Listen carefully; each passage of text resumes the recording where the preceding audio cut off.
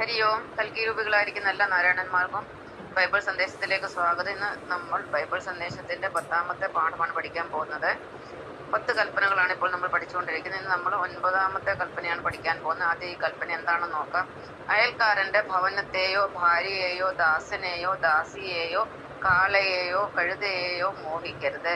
ഇതിന്റെ അർത്ഥം നമ്മൾ അന്യന്റെ യാതൊന്നും ആഗ്രഹിക്കരുതെന്നാണ്. ഇതിനെ നമ്മൾ സനാതന ധർമ്മത്തിൽ ആസ്തേയം എന്നാണ് പറയുന്നത്. ആസ്തേയം എന്ന് പറഞ്ഞാൽ മറ്റുള്ളവരുടെ മുതൽ ആഗ്രഹിക്കരുത്. അത് മറ്റുള്ളവന്റെ ഭാര്യയായാലും ശരി, മറ്റുള്ളവന്റെ ഭർത്താവായാലും ശരി, അവരെ വീട്ടില് പണിയെടുക്കുന്ന വേലക്കാരനോ വേലക്കാരിയോ അല്ലെങ്കിൽ അവരുടെ വളർത്തുമൃഗങ്ങൾ എന്തായിരുന്നാലും ശരി, അതിനെ ഒന്നും നമ്മൾ മോഹിക്കരുത്. പക്ഷെ ഇന്നത്തെ കാലഘട്ടത്തിൽ നമുക്കറിയാം, എത്രയോ സംഭവങ്ങൾ നമ്മൾ കാണുന്നുണ്ട്. അന്യന്റെ ഭാര്യ അടിച്ചുകൊണ്ട് പോകുന്നുണ്ട്. 3, 4, 5 മക്കളുള്ള സ്ത്രീകളെ അന്യന്റെ ഭാര്യമാരെ അടിച്ചുകൊണ്ട് പോകുന്നു. അതുപോലെ ഭർത്താക്കന്മാരെ അടിച്ചു മാറ്റുന്നു. അങ്ങനെയുള്ളൊരു കാലഘട്ടത്തിലാണ് നമ്മൾ ജീവിക്കുന്നത്.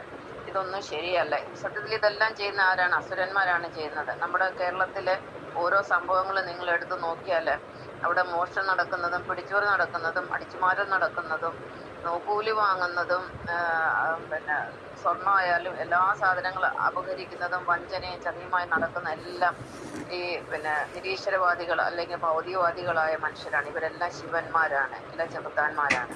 ഇവരാണ് ഈ ചെയ്യുന്ന മുഴുവൻ. ഒരു യഥാർത്ഥ ഭക്തന് ഒരിക്കലും ഒരു മനുഷ്യന്റെ വസ്തുക്കളോ അല്ലെങ്കിൽ ഒരു സാധനമോ ആഗ്രഹിക്കരുത്. മറ്റൊരു തന്നെ വീടോ അല്ലെങ്കിൽ അവന്റെ കാർ അടിച്ചു മാറ്റണം, അല്ലെങ്കിൽ അവന്റെ എന്തെങ്കിലും സാധനം ഉണ്ട് അത് അടിച്ചു മാറ്റുക എന്നുള്ള ചിന്താഗതി ഉള്ളത് മ്ലേച്ഛന്മാർക്കാണ്. ഒരു ഭക്തന് ഒരിക്കലും അങ്ങനെ ചെയ്യുകയില്ല. പക്ഷെ എന്ത് ചെയ്യാനാ? ഈ ലോകത്ത് ഭഗവാൻ 2 തരം മനുഷ്യരെ സൃഷ്ടിച്ചു വെച്ചിട്ടുണ്ട്.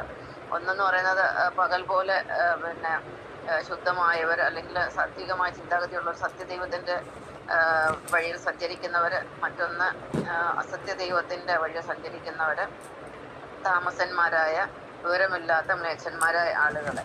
ഇത് രാത്രിയും പകലും പോലെ തന്നെ ഈ ലോകത്തുണ്ട്. അപ്പൊ നമുക്ക് ഇവരെ ഒന്നും നന്നാക്കാൻ സാധ്യമല്ല. നമുക്ക് നന്നാക്കാൻ പറ്റാവുന്നത് ദൈവഭക്തരായ വൈഷ്ണവരായ ദേവന്മാരായ ആളുകളെ മാത്രമേ നമുക്ക് നന്നാക്കാൻ സാധിക്കുകയുള്ളൂ.